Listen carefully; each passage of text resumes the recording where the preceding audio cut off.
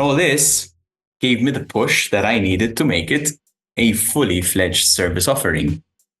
But we were talking about crises here, right? Yeah. With any, You ask yourself all these questions and you still think, I can do it, then absolutely go get started. Don't wait a second, because it's better to try and fail in small little things than not start at all.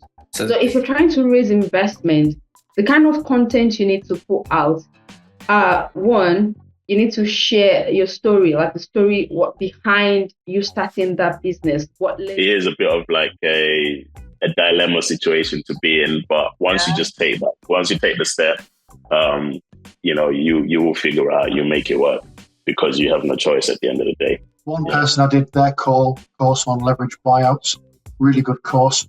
And then what I wanted to do is find out all of the other different deal structures. So I went and found those people who could teach it. But what I knew, I feel very comfortable in this kind of battlefield. I mean, I call this battlefield, this is cybercrime, but it's my way of feeding my inner hunter or fighter. Yeah, that's why I'm doing it. I think there are two things. I think one of them comes before that, and for me, it was this. It was finding something that keeps me up at night, something that I'm gonna do even if I'm not paid for it.